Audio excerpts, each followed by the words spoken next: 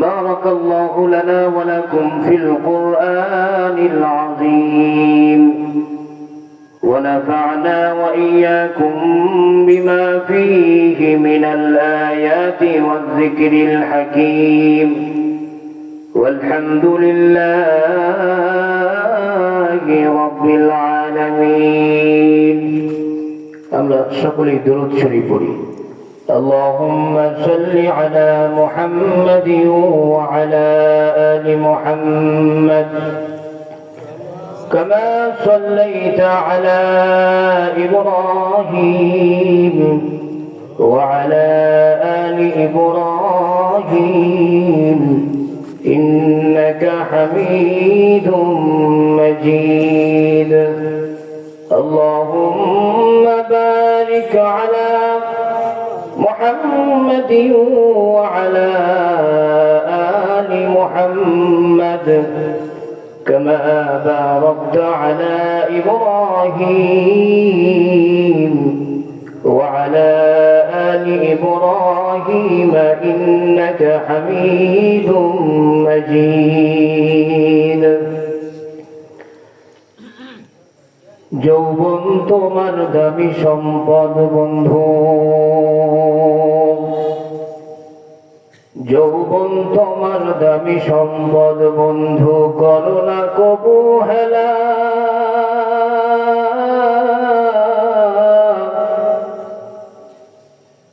ভাঙবে যে ঘুম বুঝবে সেদিন, ফুরাবে যেদিন বেলা। এই যৌবন তোমার দামি সম্পদ বন্ধু, করো না কবু হেলা।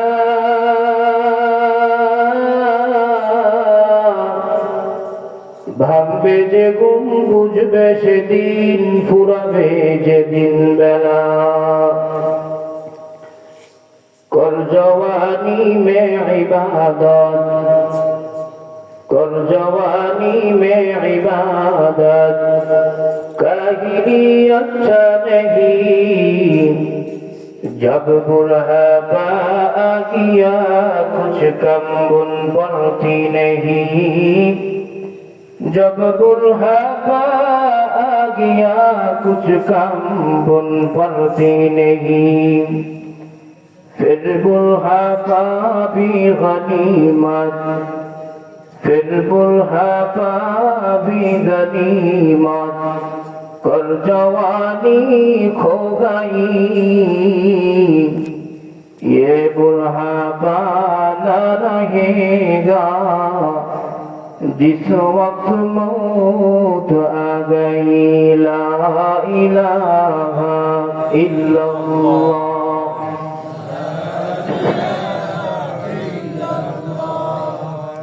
ला इलाहा इल्लल्लाह, ला इलाहा,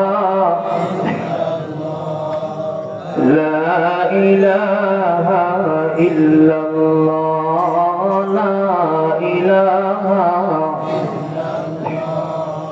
ला इलाहा इल्लल्लाह मुहम्मदुर রাসূলুল্লাহ সাল্লাল্লাহু আলাইহি ওয়াসাল্লাম।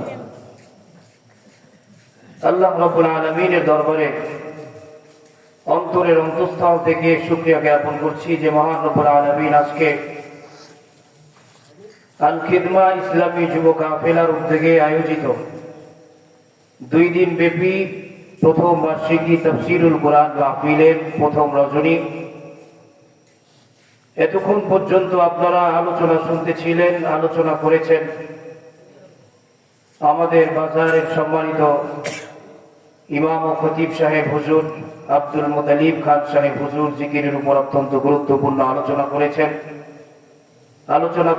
এলাকার কৃতি সন্তান আমাদের স্নেহভাজন আমাদের ভাই মুফতি ওমর ফারুক সাহেব, এবং এতক্ষণ আলোচনা করতেছিলেন আমার ভাই, প্রাণপ্রিয় ভাই, বিশিষ্ট শিক্ষা অনুরাগী শিক্ষাবিদ মাওলানা শরীফুল ইসলাম জিনাত সাহেব ঐক্যবদ্ধের গুরুত্ব নিয়ে অনেক চমৎকার জ্ঞান গর্ব আলোচনা করেছেন। আসলে আমি প্রথম দূর থেকে আসছি বিধায় আমাকে শেষে রাখা হয়েছে। এই অবস্থানে বয়ান করার মতো যোগ্যতা আমার নাই। যেহেতু বড়দের নির্দেশ এবং ফয়সালা এখানে আলোচনা করার, আমি শুরুতেই আপনাদের কাছে দোয়া চাচ্ছি আল্লাহ তাআলা যেন আমাকে যে বিষয় নির্ধারণ করে দেওয়া হয়েছে এই বিষয়ে আলোচনা করতে পারি। ওয়া তাওফীকি ইল্লা বিল্লাহ, আল্লাহুম্মা আমিন। আপনারা কি ঘুমায়ে গেছেন না? তো সজাগ আছেন ইনশাআল্লাহ? ইনশাআল্লাহ। কে কে ঘুমাইছেন একটু হাত দুইটা আল্লাহকে দেখাই দেন। এই মাশাআল্লাহ, আপনারা সবাই চালাক মাশাআল্লাহ। এক জায়গায় বয়ানে গেছিলাম তো আলোচনা করছি, আপনার কে কে ঘুমাইছেন একটু হাত দুইটা আল্লাহকে দেখাই দেন। এখন যারা ঝিমাইতেছিল এরা হাত জাগায় নাই, যারা আমার দিক তাকায় আছে এরাই হাত জাগাইছে। আলহামদুলিল্লাহ, আপনারা সচেতন আমার এলাকার মানুষ, এটা আল্লাহ তাআলার মেহেরবানি। আল্লাহ তাআলা সকলকে দ্বীনের জন্য কবুল করুন, আল্লাহুম্মা আমিন। এই জন্য ঘুমানো যাবে বাজার? যতক্ষণ আলোচনা চলবে ইনশাআল্লাহ থাকবো তো ইনশাআল্লাহ। বলেন না ইনশাআল্লাহ। আমাকে আলোচনার বিষয় দেওয়া হয়েছে যুব সমাজের অবক্ষয় রোধে ইসলামের নির্দেশনা।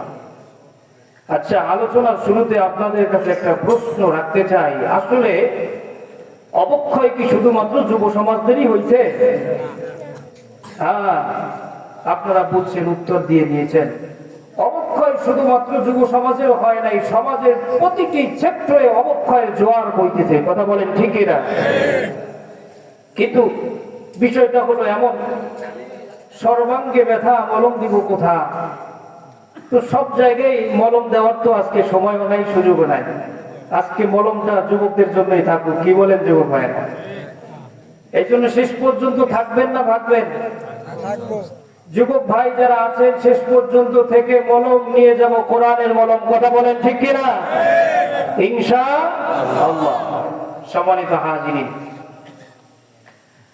এই যুবকরা ইসলামের পাহারাদার ছিল। যতদিন পর্যন্ত যুবকরা জেগেছিল ততদিন পর্যন্ত কোন বেঈমান ইসলামের দিকে আঙুল তুলে ইসলামের দিকে রক্ত চক্ষু দিয়ে তাকানোর সাহস পায় নাই। কথা বলেন ঠিক কিনা? প্রিয় হাজিরিন, আজ যখন যুবকেরা ঘুমিয়ে গিয়েছে তখন দেখেন ফিলিস্তিনের জমিনে মুসলমানদেরকে পশুর মতো হত্যা করা হচ্ছে। কথা বলেন ঠিক কিনা? আমি যুবকদেরকে বলতে চাই, যুবক ভাই, তোমার আমার পিতা, জাতির পিতা ইব্রাহিম আলাইহিস সালাতু ওয়াস সালাম যুবক বয়সে তাওহীদের পতাকা নিয়ে পুরো মুশরিক জাতির বিরুদ্ধে দাঁড়িয়েছিলেন। তোমার আমার পিতা ইব্রাহিম আলাইহিস সালাতু ওয়াস সালাম, আদি পিতা আদম আলাইহিস সালাতু ওয়াস সালাম, তিনিও দাঁড়িয়েছিলেন। বনি ইসরাঈলের নবী মুসা আলাইহিস সালাতু ওয়াস সালাম যুবক বয়সে তাওহীদের পতাকা নিয়ে স্বৈর শাসক, জালিম শাসক, তৎকালীন সময়ে সবথেকে বড় জালিম ফেরাউনের বিরুদ্ধে দাঁড়িয়েছিলেন। বনি ইসরাঈলের নবী ঈসা আলাইহিস সালাতু ওয়াস সালাম তাওহীদের পতাকা নিয়ে যুবক বয়সে ইহুদিদের বিরুদ্ধে দাঁড়িয়েছিলেন। নবীদের কথা তো একটু পরে বলি, এটা তো অনেক দূরের কথা। যুবক ভাইয়েরা ভালো করে শুনেন, আসহাবে কাহফের 7 জন যুবক, তারা নবীও নয়, তাওহীদের পতাকা নিয়ে এই 7 জন যুবক ওই সময় তৎকালীন সময়ে সবথেকে বড় জালিম বাদশা দাকিয়ানুসের বিরুদ্ধে দাঁড়িয়েছিলেন। যুবক ভাইয়েরা, আমার তোমার নবী, বিশ্ব নবী মুহাম্মদুর রাসূলুল্লাহ সাল্লাল্লাহু আলাইহি ওয়াসাল্লাম তাওহীদের পতাকা নিয়ে পুরো মুশরিক জাতির বিরুদ্ধে দাঁড়িয়েছিলেন। যুবক তোমাকে বলছি, হে যুবক তোমাকে বলছি, হ্যাঁ আমার যুবক তোমাকে বলছি, এই তাওহীদের পতাকা নিয়ে তুমিও যদি দাঁড়াতে পারো, এই তাওহীদের পতাকা মজবুত হাতে ধারণ করতে পারো, আল্লাহ শপথ করে বলি, আল্লাহ শপথ করে বলি, পৃথিবী থেকে অবক্ষয় দূর হবে, সমাজ থেকে অবক্ষয় দূর হবে, রাষ্ট্র সংস্কার হয়ে যাবে, মুসলিম জাতির অবক্ষয় দূর হবে। কথা বলেন ঠিক কিনা? আমার বাবাজিরা, যুবক ভাইরা, এই জন্য তাওহীদের পতাকাকে মজবুত করে ধরতে হবে। আলহামদুলিল্লাহ, সুম্মা আলহামদুলিল্লাহ, বাংলাদেশের যুবকেরা জেগেছে। যুবক শ্রেণী যখন 47 সনে জেগেছিল, ব্রিটিশ থেকে দেশ স্বাধীন হয়েছে। এই যুবক জাতি যখন 52তে জেগেছে, বাংলা ভাষা আমরা পেয়েছি, কথা বলে ঠিক না? এই যুবকরা যখন 71-এ জেগেছে, তো জালিম পাকিস্তানের জুলুম থেকে আমরা আলাদা হয়েছি, স্বাধীন দেশ পেয়েছি। এই যুবক আবার 24-এ যখন জেগেছে, 37 দিনের বদৌলতে এই যুবকরা এমন খেলা দেখিয়েছে, বাংলাদেশের জমিনে জালিমদের ঘুম হারাম হয়ে গিয়েছে, কথা বলে ঠিক না? আল্লাহ তাআলা দৃষ্টান্ত দেখিয়ে দিয়েছেন, যুবক যদি জাগে, খাবার রেডি থাকলে খাওয়ার সুযোগ হয় না, কথা বলে ঠিক না? এই জন্য যুবক, আপনাদেরকে আরেকবার জাগতে হবে ইসলামের জন্য, কথা বলে ঠিক না? 53 বছরের স্বাধীন বাংলাদেশ, কত সরকার আসলো আর গেল, এই 53 বছরের মধ্যে এক মুহূর্তের জন্য দুর্নীতিমুক্ত বাংলাদেশ আমরা দেখতে পাই নাই, কথা বলে ঠিক না? অথচ 5 বার দুর্নীতিতে চ্যাম্পিয়ন হয়েছে আমার সোনার বাংলাদেশ। আফগানিস্তান স্বাধীন হয়েছে 2021 সালে। দেখেন, আফগানিস্তানের মধ্যে দুর্নীতির নামগন্ধ পর্যন্ত নাই, ঠিক কিনা বলেন? এই জন্য যুবক ভাইদেরকে বলবো, যুবক ভাইরা আরেকবার জাগতে হবে, ইসলামের জন্য জাগতে হবে। তন্ত্র মন্ত্র বহুত দেখেছি, সোশ্যালিজম দেখেছি, কমিউনিজম দেখেছি, সেকুলারিজম দেখেছি, গণতন্ত্র দেখেছি, সামনের বাংলাদেশ, কোরআনের বাংলাদেশ দেখতে চাই, কথা বলে ঠিক কিনা? রাজি আছেন ইনশাআল্লাহ? যুবক ভাইরা মনে করে বাংলাদেশে যদি ইসলাম প্রতিষ্ঠিত হয়ে যায়, তাইলে তো দাঁড়িয়ে রাখা লাগবে, বিষয়টা একটু বিপদের নাকি? মা বোনরা মনে করে পর্দা করণ লাগবো, সাধারণ মানুষ মনে করে নামাজ পড়ন লাগবো। কি দরকার ইসলাম প্রতিষ্ঠিত হওয়ার? আমি আপনাদেরকে বলতে চাই, ইসলাম কখনো জোর করে কাউকে ধর্ম পালন করায় না। ইসলাম জোর করে কাউকে ধর্ম পালন করে না। আজকে যারা প্রোপাগান্ডা চালায় যে ইসলাম প্রচার হয়েছে তরবারির মাধ্যমে, তাদেরকে বলতে চাই, ইসলাম আদর্শের মাধ্যমে পৃথিবীর মধ্যে বিস্তার লাভ করেছে, প্রতিষ্ঠিত হয়েছে, তরবারির জন্য ইসলাম প্রতিষ্ঠিত হয় না। এই জন্য যুবক ভাই, মা বোনেরা, মুসলমানেরা, ভয় পাবেন না। ইসলাম প্রতিষ্ঠিত হলে যুবক দাড়ি রাখাকে নিজের গর্বের বিষয় মনে করবে, মা বোনেরা পর্দা করাকে নিজের কাজ মনে করবে, মুসলমান নামাজ পড়াকে নিজের দায়িত্ব মনে করবে, গর্বের আর সৌভাগ্যের কারণ মনে করবে। এই জন্য ইসলাম কায়েম হলে সমাজের মধ্যে মাদক থাকবে না। ইসলাম কায়েম হলে একজন মদখোর চিন্তা করবে না, আল্লাহ নিষেধ আছে, আমি কখনো মদের কাছে যাব না, কথা বলেন ঠিক কিনা? এই জন্য আমার বাবাজিরা, ইসলাম পৃথিবীর মধ্যে প্রতিষ্ঠিত হয়েছে আদর্শের মাধ্যমে। আমার আপনার নবী, বিশ্ব নবী মুহাম্মদুর রাসূলুল্লাহ সাল্লাল্লাহু আলাইহি ওয়াসাল্লাম নবুয়ত পেয়েছেন 40 বছর বয়সে। এই 40 বছরের আগ পর্যন্ত তার নামের একটা লকব ছিল আল আমিন, কথা বলেন ঠিক কিনা? বলেন তো, আল আমিন মানে কি? বিশ্বাসী। মানে কোনদিন মিথ্যা কথা বলে না, বিশ্বাসী একজন মানুষ, ঠিক কিনা বলেন? যুবক ভাইয়েরা, নবীজি তার 40 বছর পর্যন্ত বয়স পর্যন্ত জীবনে একটা মিথ্যা কথাও বলেন নাই। যার জীবনে মিথ্যা নাই, তিনি হলেন বিশ্বনবী মুহাম্মদুর রাসূলুল্লাহ। ভাইয়েরা, লক্ষ্য করে শুনুন, বিশ্বনবী মুহাম্মদুর রাসূলুল্লাহ সাল্লাল্লাহু আলাইহি ওয়াসাল্লাম জীবনে কোনদিন মিথ্যা কথা বলেন নাই। এজন্য নবীজিকে আল আমিন বলা হয়। এমনকি আমার নবী, বিশ্ব নবী মুহাম্মদুর রাসূলুল্লাহ পৃথিবীর মানুষদেরকে ডাক দিয়ে বলেছেন, পৃথিবীর মানুষেরা রে, আস-সিদকু ইউনজি ওয়াল কিযবু ইউহলিক। সত্য মানুষকে মুক্তি দেয়, মিথ্যা মানুষকে ধ্বংস করে দেয়। এজন্য একজন মুসলমানের গুণাবলী হবে, এই মুসলমান জান দিয়ে দিবে, কিন্তু মিথ্যা কথা মুসলমান বলতে পারবে না। আমার বাবা জিরা আব্দুল কাদের জিলানী রাহিমাহুল্লাহ আনহুর ঘটনা শুনেছেন। বাবা নাই, এতিম সন্তান আব্দুল কাদের জিলানী। বাগদাদের মাদ্রাসায় মা বড় কষ্ট করে ভর্তি করেছেন আব্দুল কাদেরকে। যখন নাকি সন্তানটা বাগদাদের মাদ্রাসায় চলে যাবে, মা ডাক দিয়ে বললেন, আব্দুল কাদের রে, জীবনে কোনোদিন মিথ্যা কথা বলবি না। কিছু দিরহাম, 40টা দিরহাম মা বগলের নিচে সেলাই করে একটা পকেট করে মা দিয়ে দিয়েছেন। পথি মধ্যে চলতেছেন আব্দুল কাদের জিলানী। জাহাজের মধ্যে রওনা হয়েছেন, বাগদাদ সফর করবেন। জাহাজের মধ্যে ডাকাইতের দল আব্দুল কাদের জিলানী সহ সকলকে চেক শুরু করলো। বালকের কাছে গিয়ে বলে, রে বালক, তোমার কাছে কিছু আছে? আব্দুল কাদের জিলানী বলে, হ্যাঁ, আমার এখানে মা কিছু দিরহাম দিয়ে দিয়েছেন। এবার লোকটা বড় আশ্চর্য হয়ে গেল। ডাকা সরদারের কাছে দৌড় দিয়ে গেলেন। সরদার, ওই যে বালকটা বলে তার বগলের নিচে মা কিছু দিরহাম দিয়ে দিয়েছেন, এবার আপনি বলেন ওই বালকটার কাছ থেকে নিব নাকি?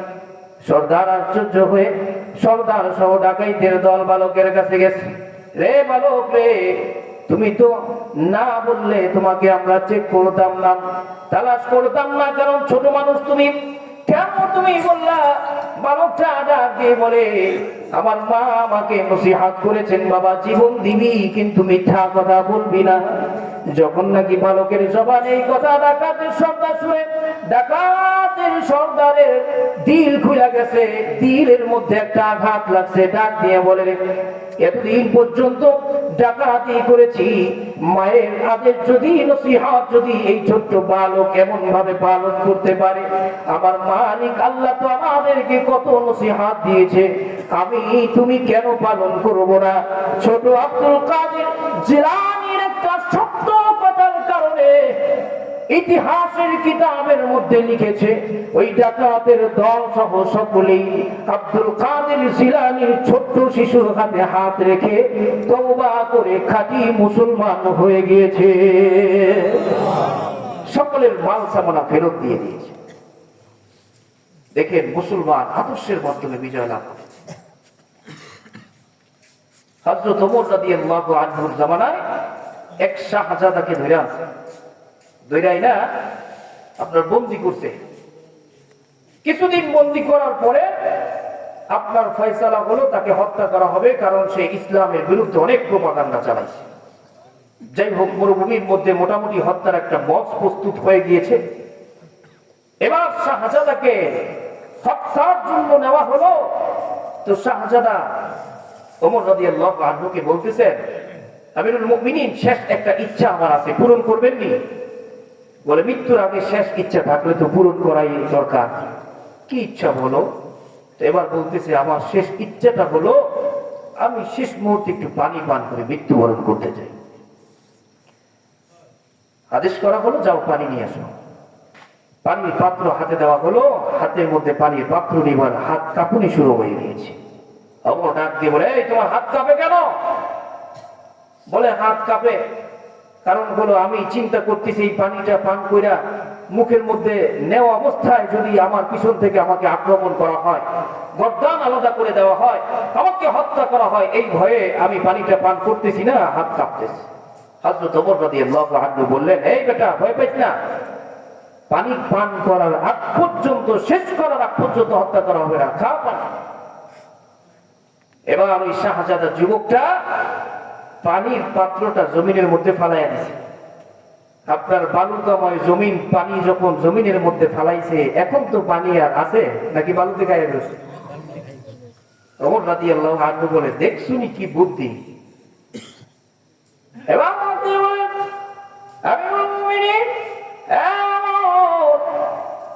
আপনি বলেছেন পানি পান করার আগ পর্যন্ত আমাকে হত্যা করবেন না, এই পানি কিয়ামত হইয়া গেলেও আমার আর পান করা সম্ভব না, ঠিক কিনা বলেন? এবার হেসে দিয়ে ডাক দিয়ে বলে, যুবক রে, বুদ্ধির কারণে বেঁচে গেলি, পানি পান করতে আর লাগবে না। যা তোকে মুক্ত করে দিলাম, ওর হাতটা তোমরা ছেড়ে দাও। হাত ছেড়ে দেওয়া হলো, যুবক যায় না, ওমরের হাতটা খপ করে ধরে বসেছে। ওমর ডাক দিয়ে বলে, যুবকে যা, মাফ করে দিয়েছি। ও যুবক, কেন আমার হাতটা ধরে বসলা? যুবক ডাক দিয়ে বলে, আমিরুল মুমিনিন, যেদিন থেকে আমাকে বন্দী করেছেন, মুসলমানের আচরণ দেখে, আদর্শ দেখে আমি মনে মনে কালিমা পড়ে মুসলমান হয়ে গিয়েছি।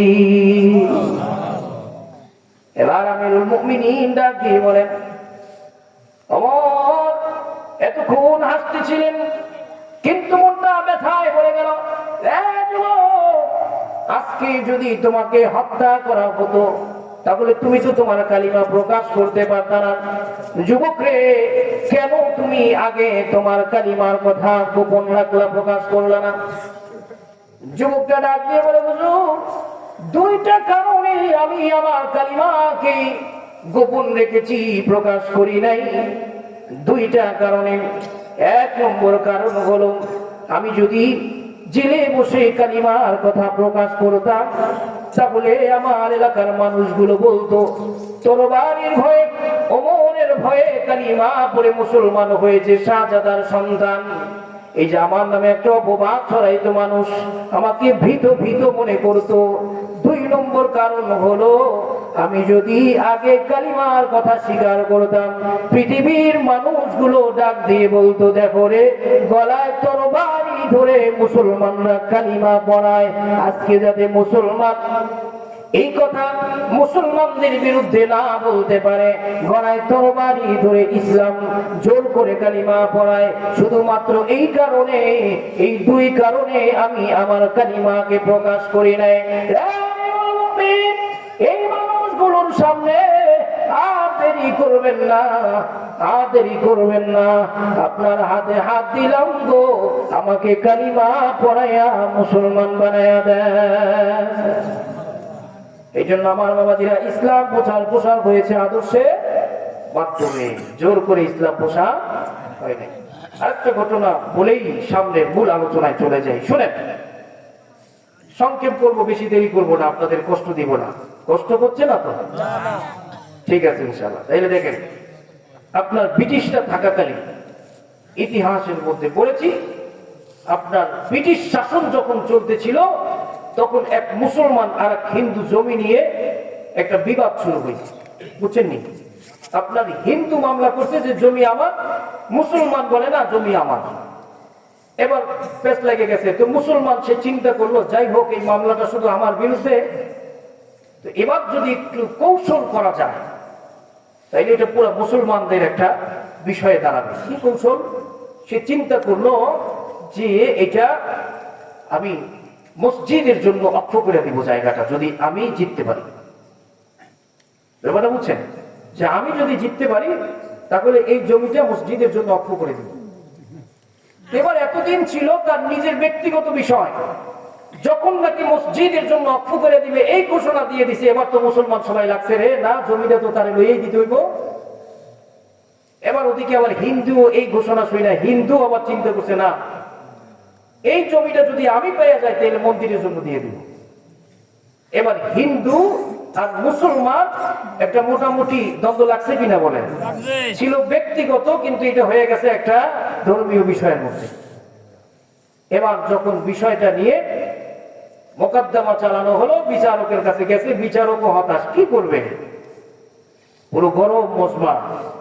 এবার হিন্দু বুদ্ধি করে বলতেছে, এলাহি বক্স নামে নকশেবন্দিয়া তরিকার একজন মুফতি, একজন আলেম আছে, এই বুজুর্গ মানুষটা, হিন্দু লোক বলতেছে, এই আলেম যদি সাক্ষ্য দেয়, তার সাক্ষ্য অনুযায়ী ফয়সালা হবে। সে যদি বলে জমি মুসলমানের, মুসলমান নিয়ে নিবে, সে যদি বলে জমি আমার, আমাকে দিয়ে দিবেন। বলেন, হিন্দু হইয়া সাক্ষী মানছে কাকে? একজন মুসলমান আলেমকে, এলাহি বক্স নামে। এবার মুসলমান বড় খুশি, কারণ হুজুরের কাছে সাক্ষী দিতে গেলে হুজুরের মসজিদের নাম শুনলেই তো হুজুরে বলবে না জমি মুসলমানের, ঠিক কিনা বলেন? এরকম পক্ষপাতিত্ব আমরা করি কিনা বলেন? যখন নাকি ওই আলেমকে ডাকা হয়েছে, তখন ওই আলেম বলতেছেন, আপনার সাক্ষ্য দিতেছেন এক বাক্যে যে আমাকে যদি আপনি জিজ্ঞাসা করেন তাহলে আমি বলবো এই জমিটা হিন্দুর বাপদাদাদের। এই কথা যখন ওই আলেম সাক্ষ্য দিয়েছে, সমস্ত মুসলমান তাকে আছে, হাই হাই কামটা হইল কি, চেহারা মলিন হয়ে গেছে মুসলমান। বিচারক কত ঘুর স্তব্ধ হয়ে গিয়েছে, কি ফয়সালা করবে, তাকিয়ে আছে হুজুরের দিকে, হাই হাই হুজুর কামটা করছে কি, হিন্দুদের পক্ষে দিয়ে দিছে, এখন তো মন্দির হয়ে যাবে। এবার বিচারক ফয়সালা দিল যে আজকে মুসলমানদের মামলায় পরাজয় হয়েছে কিন্তু ইসলামের বিজয় হয়েছে। জোরে বলুন সুবহানাল্লাহ। মামলায় মুসলমানদের পরাজয় হয়েছে কিন্তু বিজয় হয়েছে ইসলামের। আজ থেকে জমি হিন্দুর, কেউ যদি এই হিন্দুর ব্যাপারে, জমির ব্যাপারে কোনো কথা বলে তার ব্যাপারে অ্যাকশন নেওয়া হবে। পুরো হিন্দু গোষ্ঠীর মধ্যে একটা কম্পন শুরু হয়ে গিয়েছে। ওই যে হিন্দু জমিদাতা, জমির মালিক, এবার সে বিচারকের দিকে তাকায়া বলতেছে, হুজুর আমি একটা কথা বলতে চাই। কি? আপনি বললেন ইসলামের বিজয় হয়েছে, মুসলমানরা পরাজয় বরণ করেছে কিন্তু ইসলামের বিজয় হয়েছে। যেই ইসলামের বিজয় হয়েছে আমি ওই ইসলাম ধর্ম গ্রহণ করতে চাই। সুবহানাল্লাহ। দেখেন, একটু সামান্য সত্য সাক্ষ্য দেওয়ার কারণে শুধু ওই জমির মালিক নয়, বরং তার সাথে আরো কিছু মানুষ হুজুরের হাতে হাত দিয়ে কালিমা পড়ে মুসলমান হয়েছে। ইতিহাস সাক্ষ্য দেয়। আপনার ওই হিন্দু লোকটা বলে, আমি সিদ্ধান্ত নিয়েছিলাম জমিটা দিব মন্দিরের জন্য, আজ থেকে মন্দিরের জন্য নয়, এই জমিনকে মসজিদের জন্য অক্ষয় করে দিলাম। সুবহানাল্লাহ। দেখছেন নি? পারেন কে? বলেন পারেন কে? ঘুরাইতে পারেন কে? এই জন্য ইসলাম কি তরবারির জন্য পৃথিবীর মধ্যে এসেছে, নাকি আদর্শের মাধ্যমে বিস্তার লাভ করেছে? হ্যাঁ, এই জন্য আমার বাবাজিরা, ইসলাম কখনো সৈন্য সংখ্যা, ইসলাম কখনো সংখ্যাধিক্য, অস্ত্রে শস্ত্রের উপর নির্ভর করে না। ইসলাম তার আদর্শ এবং নির্ভর করে একমাত্র আল্লাহ তাআলার উপরে। এজন্য আমার বাবাজিরা, ইসলামের ইতিহাস গুলো খুঁজলে দেখা যায় বদরের যুদ্ধে মাত্র 313 জন, আর কাফেরদের সংখ্যা ছিল 1000-এর উপরে। উহুদের যুদ্ধে মুসলমানদের সংখ্যা মাত্র 700, কাফেরের সংখ্যা 3000-এর উপরে। আবার খন্দকের যুদ্ধে মুসলমানের সংখ্যা মাত্র 3000, কাফেরদের সংখ্যা 10,000-এর উপরে। আবার হুনাইনের যুদ্ধে মুসলমানদের সংখ্যা মাত্র 1400, কাফেরদের সংখ্যা 20,000-এর উপরে। মুতার যুদ্ধে মুসলমানদের সংখ্যা মাত্র 30,000, কাফেরের সংখ্যা 2 লক্ষ। ইয়ারমুকের যুদ্ধের দিকে তাকালে দেখা যায় মুসলমানদের সংখ্যা মাত্র 40,000, কাফেরদের সংখ্যা 2,40,000। কিন্তু প্রতিটি ইতিহাস খুঁজলে দেখা যায় প্রতিটি যুদ্ধে আল্লাহ মুসলমানদেরকে বিজয় দান করেছেন। কথা বলেন ঠিক কিনা? এজন্য আমার বাবাজিরা, ইসলাম ধর্ম শুধুমাত্র ভরসা করে আল্লাহর উপরে, নির্ভর করে আল্লাহ তাআলার উপরে। আল্লাহ তাআলা কোরআনের মধ্যে বলেছেন, ওয়ালা তাহিনু ওয়ালা তাহজানু ওয়া আনতুমুল আ'লাউনা ইন কুনতুম মুমিনিন। আরো জোরে বলেন না আল্লাহু আকবার। আল্লাহ রাব্বুল আলামিন বলেছেন, হে পৃথিবীর মানুষেরা, চিন্তা করো না, ভয় পেও না। আমি আল্লাহ, তোমরা যদি পরিপূর্ণ আদর্শবান মুমিন হতে পারো, আমি আল্লাহ বিজয়ী তোমাদেরকে দিব। বড় আফসোসের সাথে বলতে হয়, দুঃখের সাথে বলতে হয়, মুসলমান সারা পৃথিবীর মধ্যে ইহুদিদের সংখ্যা মাত্র 1,52,00,000। উইকিপিডিয়ার মধ্যে সার্চ দিলে দেখবেন ইহুদিদের সংখ্যা কত। সারা বিশ্বে ইহুদির সংখ্যা হলো 1,52,00,000, অথচ মুসলমানদের সংখ্যা হলো 200 কোটি। কত বলেন? সারা বিশ্বের মধ্যে মুসলমানদের সংখ্যা 200 কোটি। বলেন, এই 200 কোটি মুসলমান অস্ত্র শস্ত্রের দরকার আছে? শুধুমাত্র এই 1,52,00,000 ইহুদিদের দিকে পোশাক করে দিলে বন্যায় ভেসে যাবে। কথা বলেন ঠিক কিনা? অথচ এই ইহুদিরা ফিলিস্তিনের মধ্যে কচু কাটা করতেছে। ইহুদিরা কারণ কি জানেন? আমরা মুসলমান আমাদের আদর্শ থেকে সরে গিয়েছি। কথা বলেন ঠিক কিনা? আজকে সৌদি আরবের দিকে তাকালে বড় কষ্ট হয়। সৌদি আরব ছিল ইসলামের হৃৎপিণ্ড। আল্লাহ তাআলা পৃথিবীর হৃৎপিণ্ডের মধ্যে নবীকে আল্লাহ তাআলা পাঠিয়েছিলেন। আজকে সেই হৃৎপিণ্ডের মধ্যে বলক হয়ে গিয়েছে, তো পুরো দেহ অচল হয়ে গিয়েছে। হাড়ে যদি বলক পড়ে যায় তখন কি মানুষ সুস্থ থাকে না অসুস্থ হয়ে যায়? আজকে হাড়ে বলক পড়েছে, পবিত্র নগরী পাপের নগরীতে পরিণত হয়েছে। কথা বলেন ঠিক কিনা? পবিত্র নগরী আজকে পাপ রাজ্যে পরিণত হয়েছে। বড় দুঃখের সাথে বলতে হয়, এই সৌদি আরবের শুধুমাত্র সকালের নাস্তা করতে যেই পরিমাণ রিয়াল তারা খরচ করে, ফিলিস্তিনের মধ্যে পানির পিপাসায় কাতর, কোথাও পানি নাই। এই টায়ার, একটা কাটা টায়ার পড়ে আছে, এই টায়ারের মধ্যে পানি জমে আছে। কোন দিন বৃষ্টি পড়ছে না কেমনে পড়ছে এইটারও কোনো জানা নাই। পানির পিপাসায় কাতরাইতে কাতরাইতে ওই রাস্তা টায়ারের পানিতে মুখ দিয়েছে জীবন বাঁচানোর জন্য। বড় কষ্ট হয়। অথচ সেই সৌদি আরবের মধ্যে আজকে লক্ষ লক্ষ রিয়াল তারা নষ্ট করে শুধুমাত্র তাদের আয়োজন আর অনুষ্ঠানের পিছনে। কথা বলে ঠিক কিনা? এই জন্য আমার বাবাজিরা, এই হৃৎপিণ্ড যদি ভালো হয়ে যায়, মুসলমান যদি আদর্শবান হয়ে যায়, পৃথিবীর মধ্যে মুসলমানরাই হবে বিজয়ী জাতি। ঠিক না? হ্যাঁ, এই জন্য ভাইরা আমার, আমাদেরকে আদর্শের মধ্যে ফিরে আসতে হবে। নবীজির এক আদর্শ হলো, নবীজি জীবনে কোনোদিন মিথ্যা কথা বলেন নাই। এই মাহফিল থেকে ওয়াদা নিতে পারি, আমরা কোনোদিন মিথ্যা কথা বলবো না ইনশাআল্লাহ। আগের জমানায় এই একাডেমিক প্রতিষ্ঠানগুলো যখন ছিল না, তখন ঘর থেকেই মা বাবা এই শিক্ষা দিত যে মিথ্যা কথা বলা যাবে না। এখন ঘর থেকে সন্তানরা এই শিক্ষাগুলো পায় না। সম্মানিত হাজিরিন, নবীজি যুবক ভাইয়েরা বিশেষ করে দেখবেন, নবীজি তার জীবনে অনেকগুলো ঘটনা আছে। নবীজির যুবক বয়সের যে কাণ্ডগুলো যদি এতটুকু কোনো যুবক পড়ে, তার জন্য হেদায়েতের জরিয়া হয়ে যাবে। দেখেন, নবীজি তার জীবনে চাচার ঘরে লালিত পালিত হয়েছেন। দরিদ্র চাচা, সন্তানগুলোর খাদ্য জোগাড় করতে পারেন না, এই চাচার ঘরে লালিত পালিত হয়েছেন। চিন্তা করলেন, না, চাচার মাথার উপরে বোঝা হয়ে থাকবো না। নবীজি নিজে রাখালি করেছেন। নবীজি মক্কাবাসীদের উট দুম্বা চড়িয়েছেন, তার থেকে যে ইনকাম তার হয়েছে নিজেও খেয়েছেন, চাচার উপকার করেছেন। এমনকি সমাজের মধ্যে যেই দরিদ্র মানুষগুলো ছিল, যারা উপার্জন করতে পারতেন না, এই মানুষগুলোর ঘরে ঘরে নবীজি খাবার পৌঁছে দিয়েছেন। সুবহানাল্লাহ। এই আদর্শ আমার আপনার নবী যুবক বয়সের আদর্শ। দেখেন, নবীজির বয়স যখন মাত্র 20 বছর, এই 20 বছর বয়সে নবীজির সময় একটা ঘটনা ঘটলো। সেটা কি?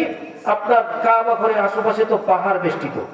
যখন নাকি আপনার বৃষ্টি হয়, তখন বেশি বন্যা বলে কাবা ঘরটা ডুবে যায়। তো এখন পরিবেশ ভিন্ন হয়েছে, ওই সময়ের কথা। তো কাবা ঘরটা আপনার পানির নিচে বন্যায় ডুবে গিয়েছে। তেমন তো অবস্থায় কুরাইশরা সংস্কার করেছে। কিন্তু বিপত্তি যেখানে বাঁচলো সেটা হলো, হজরে আসওয়াদ পাথরটা কে রাখবে? সকলেই চায় আমার গোত্রের মানুষ রাখবে, কারণ এখানে তো রাখলে একটা নামের বিষয় আছে, একটা লৌকিকতার বিষয় আছে। এখানে যদি পাথরটা রাখা যায়, আমার বংশের সুনাম হবে। আমরা তো সুনামই চাই, ঠিক কিনা বলেন? সুনাম চাই, কাজ করি আর না করি সুনাম আমার হোক, এইটা আমি চাই। কথা বলেন ঠিক কিনা? যখন নাকি এই ঝগড়ার একদম উপক্রম হয়ে গেল, তখন মুরব্বীরা পরামর্শ করলো। এই জন্য মুরব্বীদের পরামর্শের দরকার আছে না নাই? হাদিসের মধ্যে এসেছে, আল বারাকাতু মা আকাবিরিকুম, তোমাদের আকাবিরদের মধ্যেই তোমাদের বরকত রয়েছে। এখন তো মুরব্বী দূরের কথা, মা বাবার কথাই আমরা সন্তানরা শুনতে চাই না। কি বলেন ঠিক কিনা? অন্য মুরব্বী তো মা বাবা কি বললো ওইটাই আমরা মানতে চাই না।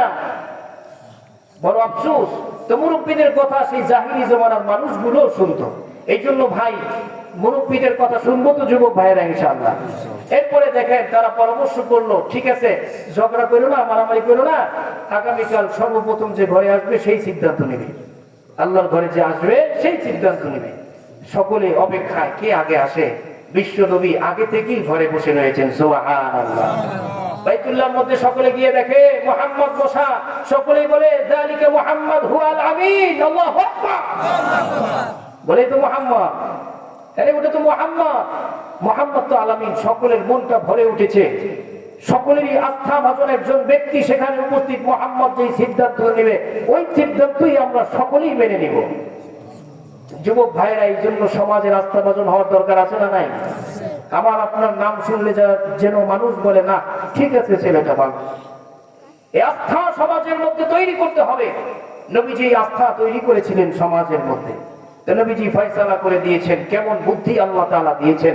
নিজের গায়ের চাদরটা নবীজি বিছিয়ে দিলেন, হজরে আসওয়াদ পাথরটা নবীজি নিজ হাতে রাখলেন, আর কুরাইশদের সমস্ত গোত্রের নেতাদেরকে বললেন আসেন আপনারা, সকলকে দিয়ে চাদরটা ধরাইলেন, সকলে উঠাইলেন, নবীজি নিজ হাতে নিয়ে জায়গা মতো বসাইয়া দিলেন। সুবহানাল্লাহ। এই জন্য যুবক ভাইরা এগুলো আমাদের জন্য ফলো করা। এবার আসেন যুবক ভাইরা মূল আলোচনার কথা বলি যে যুবক শ্রেণীর অবক্ষয় কেন। তাহলে বললাম যে আদর্শ আমরা ছেড়ে দিয়েছি, পুরো মুসলিম জাতির অবক্ষয় শুরু হয়ে গিয়েছে। যুবক শ্রেণীর অবক্ষয় কেন ভালো করে খেয়াল করে শুনবেন আমার যুবক ভাইরা। আপনারা জানেন যে একটা জাপানের একটা দেশে নাগাসাকি না কি যেন নাম, হ্যাঁ, ওখানে একটা পরমাণু বোম ফেলানো হয়েছিল। হ্যাঁ, এই যে এক বোমের কারণে পরমাণু বোমা ফেলা হয়েছে, এখন পর্যন্ত সেখানে প্রতিবন্ধী সন্তান জন্ম নেয়। যুবক ভাইরা, আমাকে আপনাকে ধ্বংস করার জন্য আমি আপনি যাতে মোহাম্মদ বিন কাসিম হতে না পারি, আমি আপনি যাতে তারিক বিন জিয়াদ হতে না পারি, আমি আপনি যাতে সালাউদ্দিন আইয়ুবী হতে না পারি, আমি আপনি যাতে নূর উদ্দিন জঙ্গি রহমাতুল্লাহি আলাইহি হতে না পারি, এজন্য আমাকে আপনাকে ধ্বংস করার জন্য পরমাণু বোম ফেলেছে। সেই পরমাণু বোমার নাম হলো মাদক দ্রব্য, মুসলমানদের সমাজে ছড়িয়ে দিয়েছে। পরমাণু বোমা ফেললে যেমন এখন পর্যন্ত প্রতিবন্ধী হয়, তারা জানে যে মাদক দ্রব্য যদি ছড়িয়ে দেওয়া হয় এগুলো শুধু মাতালের বংশধর হবে। কথা বলেন ঠিক কিনা? এক রাস্তায় তিন রাস্তা দেখবে, কয় রাস্তা? তিন রাস্তা দেখবে। এই জন্য আপনারা যদি একটু খুঁজেন ভালো করে দেখবেন, এই বাংলাদেশের বর্ডারের চারপাশে আপনার হিরোইন ফেন্সিডিলের কারখানা বাংলাদেশের বর্ডারের বাহিরে অসংখ্য অগণিত তৈরি হয়েছে। কারণ তারা জানে এগুলো চোরাচালান করে বাংলাদেশের মধ্যে সাপ্লাই হবে, যুবকরা খাবে। কারণ যুবকরা যদি, মুসলমানের সন্তানরা যদি আদর্শে ফিরে আসে, তাহলে ভারতের লাল কেল্লা টিকে থাকবে না। কথা বলেন ঠিক কিনা? হ্যাঁ, এই জন্যই আমাকে আপনাকে ধ্বংস করার জন্য প্রথম হাতিয়ার ব্যবহার করা হয়েছে মাদক। অথচ যুবক, তোমার রব তোমাকে ডাক দিয়ে বলেন ইন্নামাল খামরু ওয়াল মাইসিরু ওয়াল আনসাবু ওয়াল আজলামু রিজসুম মিন আমালিশ শাইতান ফাজতানিবুহু লাআল্লাকুম তুফলিহুন। আল্লাহ রাব্বুল আলামিন ডেকে বলেন, যুবকরা খবরদার, তাদের ধোঁকায় পড়বা না। তোমাকে ধ্বংস করার জন্য মদ তারা দিয়েছে, মাদক দ্রব্য দিয়েছে। শুনো, আমি আল্লাহ মদকে, জুয়াকে তোমাদের জন্য হারাম করে দিয়েছি। এগুলো সব শয়তানের কাজ। যুবকরা রে, দুনিয়ার মধ্যে যদি সফল হতে পারো, তাহলে এই শয়তানের কর্মকাণ্ড থেকে বেঁচে থাকবা। এই ঘোষণা দিয়েছেন কে? আরো জোরে বলেন, কে দিয়েছেন ঘোষণা? এই জন্য যুবক ভাই, আমি আপনি যদি মদ থেকে, মাদক দ্রব্য থেকে, নেশা থেকে বেঁচে থাকতে পারি, নবীজি বলেছেন কুল্লু মুসকিরিন হারামুন, প্রত্যেক প্রকার নেশা দ্রব্য বস্তু মুসলমানের জন্য হারাম। কোন ব্যক্তি যদি নেশা দ্রব্য পান করে, কিয়ামতের ময়দানে জান্নাতীদেরকে আল্লাহ তাআলা জান্নাতের মধ্যে স্পেশাল মদের ব্যবস্থা আল্লাহ তাআলা করে দিবেন। নবীজি বলেন, দুনিয়ার মধ্যে কোন যুবক যদি মদ এবং নেশাকে গ্রহণ করে, কিয়ামতের ময়দানে আল্লাহ তাআলা ওই বড় নিয়ামত থেকে তাকে বঞ্চিত করবে যদি সে তওবা করে ফিরে না আসে। এই জন্য যুবক ভাইরা আমার, আমরা যারা শয়তানের ধোঁকায় পড়ে এই অস্ত্রের দ্বারা ঘায়েল হয়েছি, আজকে তওবা করব, আর কোনোদিন মদের কাছে যাব না, নেশার কাছে যাব না ইনশাআল্লাহ। ভাইরা আমার, যুবকদেরকে ধ্বংস করার জন্য 2 নম্বর হাতিয়ার ছেড়ে দেওয়া হয়েছে মোবাইল আর ইন্টারনেট। মোবাইল আর কি? হ্যাঁ, যুবকদেরকে ধ্বংস করার বড় একটা হাতিয়ার হলো মোবাইল আর ইন্টারনেট। কারণ তারা জানে যুবকরা যদি দাঁড়িয়ে যায়, মুসলমানের একজন মোহাম্মদ বিন কাসিম 17 বছর বয়সে 10,000 সৈন্যবাহিনীর নেতৃত্ব দিয়ে সিন্ধু বিজয় করেছে। বয়স কত? 17 বছর বয়স। এরকম 17 বয়সের যুবকরা তো এখন মনে হয় যেন প্যান্ট পরতেও পারে না ভালো করে। কথা বলে ঠিক কিনা? তারা জানে যদি মুসলমান যুবকরা দাঁড়ায় যায়, এই জন্য 2 নম্বর হাতিয়ার ধ্বংসের অবক্ষয়ের মোবাইল আর ইন্টারনেট। মোবাইল আর ইন্টারনেট, মোবাইল আর ইন্টারনেট জাহান্নামের সার্টিফিকেট। মোবাইল আর ইন্টারনেট জাহান্নামের সার্টিফিকেট। যদি না করো কন্ট্রোল বন্ধু তুমি শেষ। যদি না করো কন্ট্রোল বন্ধু তুমি শেষ। বাঁচো তুমি, বাঁচাও ইমান, বাঁচাও তোমার দেশ। কথা বলেন ঠিক কিনা? মোবাইল আর ইন্টারনেট জাহান্নামের সার্টিফিকেট। মোবাইল আর ইন্টারনেট জাহান্নামের সার্টিফিকেট। যদি না করো কন্ট্রোল বন্ধু তুমি শেষ। বাঁচো তুমি, বাঁচাও ইমান, বাঁচাও তোমার দেশ। বাঁচো তুমি, বাঁচাও ইমান, বাঁচাও তোমার দেশ। কথা বলেন ঠিক কিনা? ইন্টারনেটের অপব্যবহার চরিত্র করছে সাবান। ইন্টারনেটের অপব্যবহার চরিত্র করছে সাবান। রাত দিন দেয় যে অফার, রাত দিন দেয় যে অফার, করতে তোমায় শেষ। বাঁচো তুমি, বাঁচাও ইমান, বাঁচাও তোমার দেশ। বাঁচো তুমি, বাঁচাও ইমান, বাঁচাও তোমার দেশ। মোবাইল আর ইন্টারনেট জাহান্নামের সার্টিফিকেট। মোবাইল আর ইন্টারনেট জাহান্নামের সার্টিফিকেট। যদি না করো কন্ট্রোল বন্ধু তুমি শেষ। যদি না করো কন্ট্রোল বন্ধু তুমি শেষ। বাঁচো তুমি, বাঁচাও ইমান, বাঁচাও তোমার দেশ। বাঁচো তুমি, বাঁচাও ইমান, বাঁচাও তোমার দেশ। তোমার একটা লাইক শেয়ার হয়তো বা কারো উপকার, কারো হাসি কারো কান্না, কারো হাসি কারো কান্না, ক্ষতির নাই কো শেষ। কারো হাসি কারো কান্না, ক্ষতির নাই কো শেষ। বাঁচো তুমি, বাঁচাও ইমান, বাঁচাও তোমার দেশ। বাঁচো তুমি, বাঁচাও ইমান, বাঁচাও তোমার দেশ। মোবাইল আর ইন্টারনেট জাহান্নামের সার্টিফিকেট। মোবাইল আর ইন্টারনেট জাহান্নামের সার্টিফিকেট। যদি না করো কন্ট্রোল বন্ধু তুমি শেষ। বাঁচো তুমি, বাঁচাও ইমান, বাঁচাও তোমার দেশ।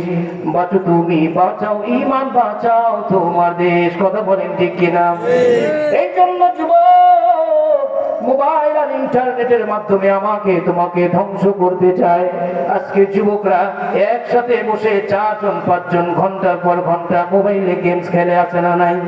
কিন্তু দুঃখের সাথে বলতে হয় ঘন্টার পর ঘন্টা কেটে যায়, একজন আর একজনের দিকে তাকাইতে পারে না। কথা বলেন ঠিক কিনা?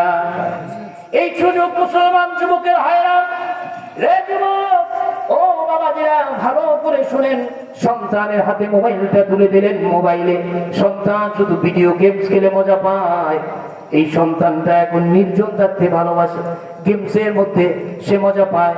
এই সন্তান সামাজিকতা থেকে দূরে সরাইয়া দিলেন। এই সন্তান আত্মনির্ভর হয়ে পড়ল। এই সন্তান সামাজিকতা ভুলে গিয়েছে, এখন মানুষের কাছে যাইতে মজা পায় না। গেমসের মধ্যে কি শিখায় বলেন? হিংস্রতা শিখায়। কথা বলেন ঠিক কিনা?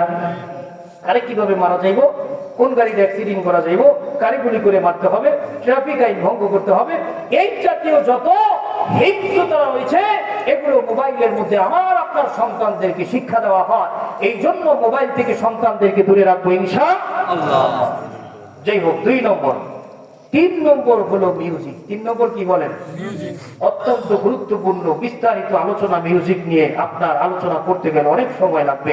আপনাদেরকে শুধু সংক্ষেপে কিছু কথা বুঝাইতে চাই। বাজান বিধর্মীরা যারা গবেষণা করে, এরা চিন্তা করে দেখলো যে মুসলমানদের মানুষের দেহকে মানুষকে কন্ট্রোল করতে হবে, অর্থাৎ মানুষকে কন্ট্রোল করতে হবে। তো মানুষকে কিভাবে কন্ট্রোল করবে? তারা সব কিছু কন্ট্রোল করতে পারে, মানুষকে কন্ট্রোল কিভাবে করবে? তো তারা গবেষণা করতে করতে তারা একটা ফলাফল বের করলো যে মানুষ বিষ খাইলে তার মস্তিষ্কের মধ্যে আঘাত আনে। মানুষের মস্তিষ্ক হলো মূল। মস্তিষ্ক যেটা বলে তার দেহ ওইটা করে, ঠিক কিনা বলেন? আপনার মনে যেটা চায়, মনে যেটা বলে হাত ওইটা করবে, পা ওইটা করবে, পুরো দেহ আপনার মনের চাহিদা অনুযায়ী চলবে। তো তারা চিন্তা করে দেখলো মানুষের মূল হলো মস্তিষ্ক, এই মস্তিষ্ক যদি কন্ট্রোল করা যায় তো পুরো মানুষটাকে কন্ট্রোল করা সম্ভব হবে। দেখেন প্রথমত তারা চিন্তা করে দেখলো মানুষ বিষ খায় মুখে কিন্তু আঘাত করে মস্তিষ্কের মধ্যে, অতএব বোঝা গেল এই মস্তিষ্ককে কন্ট্রোল করা যাবে। তারা গবেষণা করতে করতে তারা বের করলো মুখ দিয়ে যদি প্রতিক্রিয়া মস্তিষ্কের মধ্যে যায় তো একটু নাক দিয়ে প্রচেষ্টা করে দেখি। এবার তারা একটা সুগন্ধি বের করলো, যেই সুগন্ধিটা এত পাওয়ারফুল, যেই সুগন্ধি কোনো পুরুষের গায়ে লাগানো হলে নারী পুরুষের প্রতি আকর্ষণ হয়ে যায়। কোনো নারীর গায়ে, নারীর জন্য সৃষ্টি করা হলো, নারীর গায়ে লাগানো হলে পুরুষ নারীর প্রতি আকর্ষিত হয়ে যায়। এই একটা অবস্থা তারা সমাজের মধ্যে, দেশের মধ্যে তারা পরীক্ষা শুরু করে দিল। আপনারা দেখবেন অনেকে রুমাল ছোঁয়ায় তো তার সাথে হাঁটা শুরু করে দেয়, এরকম ঘটনা আছে না? এটার মধ্যে কি এমন পাওয়ার, একটু নাকের মধ্যে ছোঁয়াইছে তো পিছনে পিছনে হাঁটা শুরু করে দিচ্ছে, সব দিয়ে দিতেছে। হ্যাঁ, একটু বুঝেন মুসলমান, আপনার চিন্তা করে দেখেন। তো তারা গবেষণা করলো যে এবার এই সুগন্ধি দিয়ে তারা পরীক্ষায় সাকসেস হয়েছে। এবার চিন্তা করলো এইরকম পারফিউম দিয়ে তো পুরুষ মহিলারে আপনার আকর্ষণ করা যাবে, কিন্তু আমরা কন্ট্রোল করবো কিভাবে একটা মানুষকে? 3 নম্বর গবেষণা চালায়া এই মানুষগুলো তারা গবেষণা করে বের করলো যে মানুষ শুনে তো গান, তো গান শোনা তো মানুষের আদিকালের একটা অভ্যাস। মানুষ গান শুনে একটু নিজের তৃপ্তি মিটায়, দেখা যায় ক্ষেত খামারে কাজ করে একটু গান ছাইড়া দেয়, শুনলে ভালোই লাগে, ঠিক কিনা বলেন? অথচ এই গান হলো শয়তানের বাজনা, কথা বলেন ঠিক কিনা? তারা চিন্তা করলো নাক দিয়ে সফল হয়েছি, মুখ দিয়ে সফলতা পেয়েছি, এবার কান দিয়ে একটু পরীক্ষা করা যাক। আমি আপনাদেরকে বলি, ঘরের জানলা খুঁজেন একটু বাতাস আসার জন্য নাকি মশা মাছি আসার জন্য? তো বাতাসের সাথে সাথে কি মশা মাছি ঢোকে না ঘরের মধ্যে? হ্যাঁ, তাহলে একটু বুঝার চেষ্টা করেন। জানালা খুলছেন বাতাস আসবে, কিন্তু মশা আসে কেন? ওইটা তো আপনি চান নাই। হ্যাঁ, কান থেকে গান শুনতেছেন, গান শোনার জন্য মিউজিক লাগবে কেন? বাদ্যযন্ত্র লাগবে কেন? ও মুসলমানের সন্তান, আপনি তো জানেন না এই বাদ্যযন্ত্রের মাধ্যমে, এই মিউজিকের মাধ্যমে একটা মেসেজ আপনার মাথার মধ্যে সেট করে দেওয়া হয়। আপনি তো সেটা চান না, সেট করে দেওয়া হয়েছে। প্রথম তারা পরীক্ষা চালিয়েছে কি, হেট ইউর মম, তুমি তোমার মাকে ঘৃণা করো। যখন নাকি জনপ্রিয় শিল্পী দিয়ে একটা জনপ্রিয় গানের সাথে এই ব্যাকগ্রাউন্ডের মিউজিকটা লাগিয়ে দেওয়া হলো, যেই যুবকেরা শুনে মায়ের প্রতি ঘৃণা জমে যায়, যেই নারীরা শুনে মায়ের প্রতি ঘৃণা জমে যায়, যখন নাকি তারা তাদের এই ফলাফল সাকসেস হয়েছে, যখন নাকি তারা এ বিষয়ে সাকসেস হয়েছে, এবার তারা আস্তে আস্তে আস্তে আস্তে কিল ইউর মম একটা মিউজিক লাগিয়ে দিয়েছে গানের সাথে, তোমার মাকে হত্যা করো। যেই মানুষ যুবকরা শুনে তারাই মায়ের প্রতি একটা ঘৃণা জমে, যে আপনার গবেষণা করে দেখছে না শুনে তো গান, কিন্তু মস্তিষ্কের মধ্যে মাকে হত্যা করার একটা প্রবণতা তাদের মস্তিষ্কে ঢুকে যায়। বাইরা মা, এবার তারা চিন্তা করলো না এখন মানুষকে এই গানের মাধ্যমেই তার মস্তিষ্ক কন্ট্রোল করা সম্ভব। এবার তারা গানের মধ্যে নাস্তিকতা ছড়িয়ে দিয়েছে। দেয়ার ইজ নো গড, আল্লাহ বলতে কিছু নাই। এই শুনি তো গান, কিন্তু মিউজিকটা হয় কেন? এর পিছনে এত তরঙ্গ কেন? মিউজিকের পাওয়ার তো এত বেশি। 80 বছরের বুড়াও যখন ডিজের বাড়ি যখন শুরু হয়ে যায়, তার শরীরের মধ্যেও কম্পন শুরু হয়ে যায়, কথা বলেন ঠিক কিনা? এর শরীরে কিছু নাই, না আছে কেন? হ্যাঁ, বুঝতে হবে আপনাকে কেউ কন্ট্রোল করতেছে, আপনার উপরে কেউ কন্ট্রোল করতেছে, আপনাকে পাগল বানিয়ে দিচ্ছে। বাবাজিরা, যুবক ভাইরা ভালো করে বুঝবেন, আপনি তো গান শুনে মজা পান, কিন্তু দিন দিন আপনার মুসলমানের সন্তান নাস্তিক কেন হচ্ছে? কারণ গানের সাথে সাথে তার মেমোরির মধ্যে, মস্তিষ্কের মধ্যে নাস্তিকতার বীজ বপন করা হচ্ছে। আজকে গানের পিছনে আপনার ছড়ানো হচ্ছে যে তোমার enjoy yourself, enjoy your life, তুমি তোমার জীবনকে উপভোগ করো, স্বাধীনতা, স্বাধীনভাবে চলো। কে তোমাকে কন্ট্রোল করবে? তোমাকে বাধা দেওয়ার কে? এই স্বাধীনতার মেসেজ মিউজিকের মাধ্যমে মুসলমানের মস্তিষ্কের মধ্যে ঢুকে যাচ্ছে। এখন দেখা যায় মুসলমানের সন্তানরা সে স্বাধীনতার দাবি করে কখনো পুরুষ আপনার পুরুষ কখনো মহিলা সাজতে চায়, মহিলা কখনো পুরুষ সাজতে চায়, যে এটা আমার মনের ব্যাপার। এই যে আপনার এই স্বাধীনতার নাম দিয়ে ট্রান্সজেন্ডারের যে মতবাদ বাংলাদেশে শুরু হয়েছে, এটা তো কোনো মুসলমানদের পক্ষ থেকেও হচ্ছে। তাদের মস্তিষ্ক বিগড়াই লোকে, তাদের মস্তিষ্কের মধ্যে এই মেসেজ দিল কে? হ্যাঁ, যারা মস্তিষ্ককে কন্ট্রোল করে তারাই মেসেজ দিয়েছে। ও যুবক, তুমি গান শুনে মজা পাও, ভালো করে শোনো। তুমি যত গান শোনো আর তুমি মনে করতেছো ইসলামের সৈনিক হইবা, তুমি মনে করতেছো তোমার দ্বারা ইসলামের কাজ হবে, কোশ্চিনকালেও সম্ভব নয়। দিন দিন আজকে তুমি পশ্চিমার গোলামে পরিণত হয়েছো। পশ্চিমার বিরুদ্ধে বললে তোমার কষ্ট লাগে, পশ্চিমার বিরুদ্ধে বললে তোমার দিলে আঘাত লাগে। কেন আঘাত লাগে? কারণ হলো তুমি মুসলমান নাই, তুমি পশ্চিমার গোলামে পরিণত হয়ে গিয়েছো। ভাইরা আমার, বড় কষ্টের সাথে কথাগুলো বললাম। আজকে পশ্চিমাদের নিয়ে কথা বলেন, একটা মজলিসের মধ্যে আপনার আমার সন্তানরাই দাঁড়াই যে হুজুর এগুলো বন্ধ করেন। কথা বলেন ঠিক কিনা? পশ্চিমার প্রতি এত দরদ আসলো কোত্থেকে? হ্যাঁ, এই জন্য যুবক ভাইয়েরা, আপনাকে আমাকে ধ্বংস করার জন্য মিউজিক নামক বিষ সমাজের মাঝে ছড়িয়ে দিয়েছে। এই জন্য আজ থেকে মিউজিক থেকে বেঁচে থাকবো ইনশাআল্লাহ। 4 নম্বর পয়েন্টটা বলে অনেক লম্বা ছিল, আলোচনা করা যাবে না। 4 নম্বর, আল্লাহ রাসূল সাল্লাল্লাহু আলাইহি সাল্লাম বলেন যে আমার ইন্তেকালের পরে যুবকদের জন্য আমি আসাদ্দা ফিতনাতান মিন রাজুলিন, রাজুলদের জন্য, পুরুষদের জন্য আমি নবী এত বড় ফিতনা রাখি নাই নারীদের থেকে, মহিলাদের থেকে এর চেয়ে বড় কোনো ফিতনা পরীক্ষা যুবকদের জন্য রাখি নাই। নবীজি বলেছেন, যুবক ভাই, আজকে যেখানে নারীদেরকে বলা হয়েছে স্বর্ণের চেয়েও দামি হলেন নারীরা, মা বোনেরা। স্বর্ণকে মানুষ যেখানে সেখানে ফেলে রাখে না, এটাকে আপনার সংরক্ষণ করে রাখে।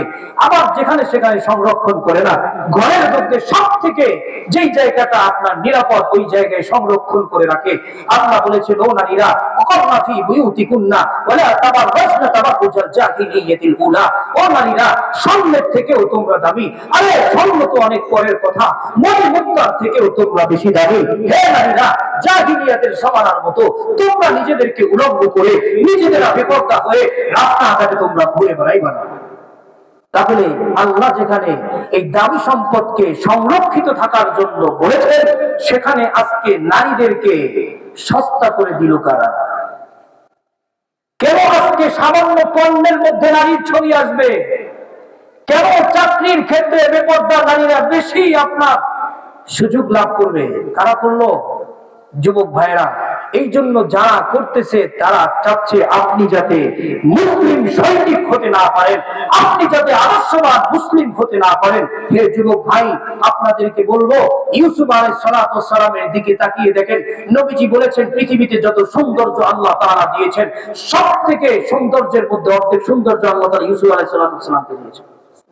ইউসুফ আলাইহিস সালাতু ওয়াস সালাম এত সুন্দর ছিলেন, মিশরের নারীরা তার প্রতি পাগল ছিল। সুবহানাল্লাহ। এমনকি মিশরে আজিজ এই এর স্ত্রী আপনার ইউসুফ আলাইহিস সালাতু ওয়াস সালামের প্রতি আকর্ষিত হয়েছে, প্রভাবিত হয়েছে। কুমতলব নিয়ে ঘরের দরজা বন্ধ করেছে। ইউসুফ আলাইহিস সালাতু ওয়াস সালাম বললেন, আল্লাহ তালাগুলো বন্ধ করে রেখেছে, আমি জানি না তারা খুলবে কিনা, কিন্তু আমার ইউসুফের শক্তি আছে একটু দৌড় দেওয়ার, আমি দৌড় দিলাম, বাকি কাজ আপনার। এই যে একটু ত্যাগ করেছেন, আল্লাহ তাআলা বদৌলতে মিশরের বাদশায় পরিণত করেছেন। সুবহানাল্লাহ।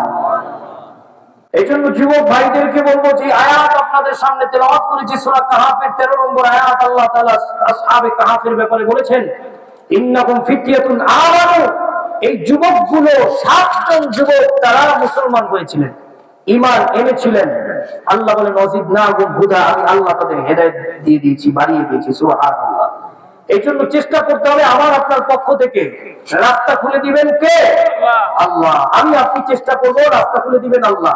ইউসুফ আলাইহিস সালাম চেষ্টা করেছেন, তালা খুলে দিয়েছেন আল্লাহ। এবং আল্লাহ তাআলা ইউসুফ আলাইহিস সালামকে মিশরের বাদশা বানিয়েছেন। যুবক ভাই, আমি আপনি যদি নারীর ফিতনা থেকে, মহিলাদের ফিতনা থেকে আমি আপনি যদি বাঁচতে পারি, আমি আপনাদেরকে বলতে পারি আল্লাহ তাআলা দুনিয়ার মধ্যে আপনাকে পুরস্কৃত করবেন। সুবহানাল্লাহ। তাই না? এই জন্য আপনারা এই 4টি ফিতনার কথা বললাম যেটা মারাত্মক আকার ধারণ করেছে, মাদকের কথা বললাম যুব সমাজকে ধ্বংস করার জন্য অবক্ষয়ের মূল কারণ, মোবাইল ইন্টারনেট মুসলমান সন্তানদেরকে ধ্বংসের একটা মূল কারণ, এরপরে মিউজিক মূল একটি কারণ, নারীদের সাথে সহ অবস্থান, সহ শিক্ষা, আজকে সহ শিক্ষা মুসলমান সন্তানদেরকে আজকে সহ শিক্ষার কারণে মুসলমানদের সন্তানদেরকে আজকে তাদের আদর্শ থেকে দূরে সরিয়ে দেওয়া হচ্ছে। সহ শিক্ষার মাধ্যমে আজকে মুসলমান সন্তানরা যেখানে শিখতে যায় সেখানে আপনার আদর্শ শেখার জায়গায় প্রেম নিবেদন শিখে। কথা বলেন ঠিক কিনা? এই জন্য মুসলমানদের দেশে সহ শিক্ষা এটাকে বন্ধ করতে হবে, এছাড়া মুসলমানদের আদর্শ টিকিয়ে রাখা সম্ভব নয়। রাজি আছেন ইনশাআল্লাহ? আমরা আওয়াজ তুলবো, সহ শিক্ষা হতে পারে না, পুরুষের শিক্ষা আলাদা হবে, মেয়েদের শিক্ষা আলাদা হবে। সম্মানিত হাজিরিন, তাহলে দেখেন কোন যুবক ভাই যদি এই বিষয়গুলোকে সে ঠিক রাখতে পারে, এবার পুরস্কারের কথা শুনেন। বিশ্ব নবী মুহাম্মদ রাসূলুল্লাহ সাল্লাল্লাহু আলাইহি ওয়াসাল্লাম বুখারী শরীফের 634 নম্বর হাদিসে নবীজি ইরশাদ করেছেন, عن ابي هريره رضي الله عنه قال قال رسول الله صلى الله عليه وسلم سبعة يظلهم الله في ظله يوم لا ظل الا ظله। কঠিন একটা ময়দান হবে, কত কঠিন ময়দান, কিয়ামতের ময়দান হবে। আল্লাহ তাআলা সূরাতুল আম্বিয়ার মধ্যে আল্লাহ তাআলা ঘোষণা করেন, ইয়াউমা নাতুবিস সামাআ কাতাইস সিজিল্লি লিল কুতুব। যেমনি ভাবে আমি আপনি কাগজ লেখার পর একটু ভুল হইলে কাগজটাকে গুটাইয়া আমি আপনি ফেলে দেই, একটা কাগজকে যেমনি ভাবে হাতের মধ্যে গুটাইয়া নেই, আল্লাহ তাআলা বলেন আসমানকে কিয়ামতের ময়দানে আল্লাহ তাআলা গুটাইয়া দান দান হাতের মধ্যে নিয়ে নেবেন। কিয়ামতের ভয়াবহ অবস্থা কেমন হবে? আল্লাহ তাআলা বিভিন্ন আয়াতের মধ্যে আল্লাহ তাআলা মানুষদেরকে আল্লাহ জানিয়ে দিয়েছেন। হাদিসের মধ্যে এসেছে, নবীজি ইরশাদ করেছেন, কিয়ামতের ময়দানে মানুষ উলঙ্গ অবস্থায় উঠবে, উফাতান উরাতা কুল্লা, মানুষগুলো খালি পায়ে উঠবে, খতনাবিহীন উঠবে। আমাদের ইরশাদ দিয়ে বলেন আল্লাহ নবী গো, মানুষগুলো কিয়ামতের ময়দানে যদি খালি পায়ে উঠে, উলঙ্গ অবস্থায় উঠে, খতনাবিহীন উঠে, তাহলে মানুষ মানুষের লজ্জার স্থান দেখবে। নবী গো, ওই দিন কি শরম হবে না, লজ্জা হবে না? আল্লাহ নবী ডাক দিয়ে বলেন, আয়েশা ওই দিন তুমি কি স্বাভাবিক দিনের মতো মনে করেছো রে আয়েশা? কিয়ামতের একটা দিন এমন হবে, আল্লাহ তাআলা কোরআনের মধ্যে বলেন, খামসিনা আলফা সানাতিন মিম্মা তাউদ্দুন।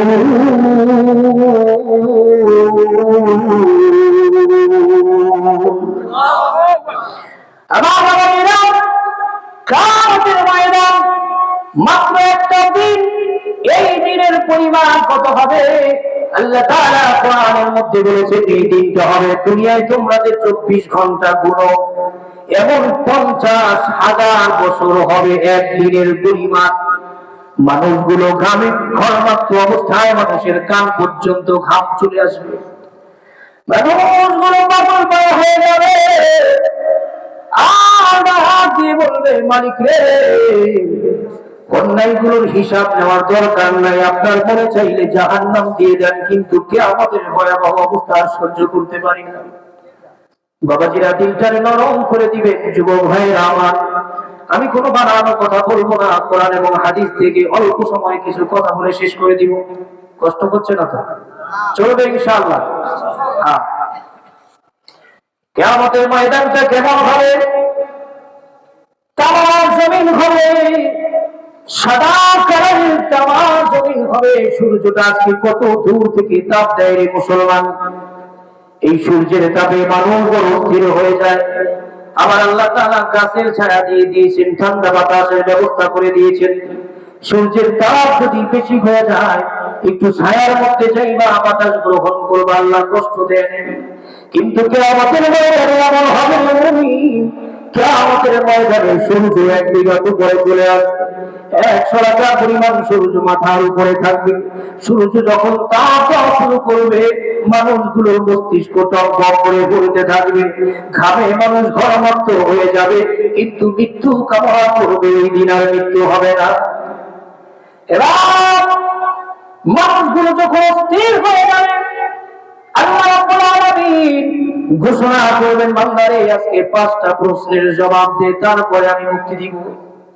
হাদিসের মধ্যে এসেছে, আল্লাহর নবী সাল্লাল্লাহু আলাইহি ওয়াসাল্লাম বলেন, যতক্ষণ 5টা প্রশ্ন না হবে ততক্ষণ আল্লাহ ছাড়বেন না। 1 নম্বর প্রশ্ন হবে আন উমরিহি ফিমা আফনা। 1 নম্বর প্রশ্ন হবে, আমি আল্লাহ তোমাকে 60 বছরের একটা জীবন দিয়েছিলাম, আমি আল্লাহ 70 বছরের একটা জীবন দিয়েছিলাম, এ বান্দা জবাব দে, আমার দেওয়া জীবন তুমি কোন কাজে ব্যয় করেছো?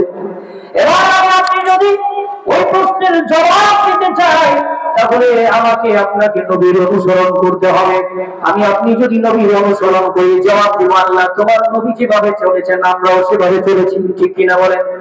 ভাইরা আমার 2 নম্বর প্রশ্ন হবে ওয়ান শাবাবিহি ফিমা আবলা।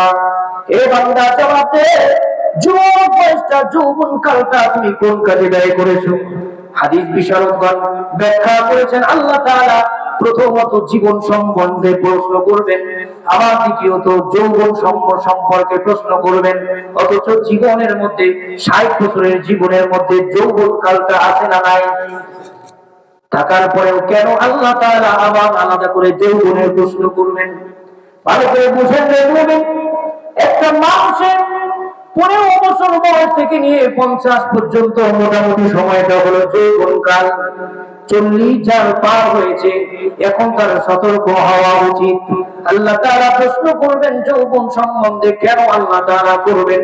কারণ আল্লাহ বুঝাইতে চায়, একটা মানুষের শিশুকাল, বৃদ্ধকাল, এই 2 কালের তুলনায় যৌবন কাল তার জন্য বড় দামি সম্পদ, ঠিক কিনা বলেন?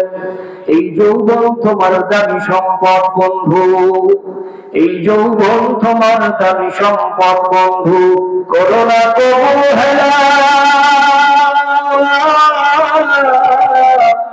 ভাঙবে যে ঘুম, বুঝবে সেদিন, ফুরাবে যেদিন বেলা। কথা বলেন ঠিক কিনা? আল্লাহ রাব্বুল আলামিন 2 নম্বর প্রশ্ন করবেন, বান্দারে আমি আল্লাহ তোমাকে একটা যৌবন দিয়েছিলাম রে বান্দা, এই যৌবনটা কোন কাজে ব্যয় করেছো? যুবক ভাইরা, যদি আমি আপনি আল্লাহর নবীর আদর্শকে গ্রহণ করতে পারি, খাঁটি মুসলমান আমি আপনি যদি হতে পারি, জবাব দিব আমি আমার যৌবনটা ব্যয় করেছি তোমার ইবাদতে, নবীর আদর্শ মেনে, তাহলে পার হয়ে গেলাম। এবার আল্লাহ প্রশ্ন করবেন, 3 নম্বর প্রশ্নের জবাব দাও। এ বান্দা কোন রাস্তায় তুমি উপার্জন করেছো? তোমার উপার্জনটা হালাল ছিল না হারাম ছিল?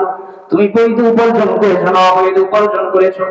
আমার ক্লিয়ার যদি থাকে, নিজের কাছে নিজে প্রশ্নের উত্তর যদি দিতে পারি, আল্লাহর কাছে ওই দিন প্রশ্নের উত্তর দেওয়া সহজ হয়ে যাবে। এবার যখন প্রশ্নের উত্তর দিব, আল্লাহ রাব্বুল আলামিন 4 নম্বর প্রশ্ন করবেন, বান্দা ওয়াফিমা আনফাকাহু, ইনকাম তো করছো, খরচ করছো কোন রাস্তায়? অনেক কষ্ট করে সারাদিন গরিব মানুষ রিকশা চালাইয়া, ভ্যান চালাইয়া, অটো চালাইয়া সারাদিন কিছু ইনকাম করেছে, মেয়ের বিবাহের মধ্যে গান বাজনা বাজাইয়া ইনকামটা খরচ করছে। বলেন আল্লাহর কাছে ওই দিন কি জবাব দেব? কথা বলেন ঠিক কিনা? এই জন্য আল্লাহ তাআলা 4 নম্বর প্রশ্ন করবেন, রে বান্দা আমি আল্লাহ তাআলা তোমাকে যে সম্পদ দিয়েছিলাম কোন কাজে ব্যয় করেছো? 5 নম্বর প্রশ্ন করবেন, বান্দা যতটুকু জেনেছো ততটুকু পরিমাণ তুমি আমল করেছো কিনা? কাইফা আলিমা কাদ আমিলা।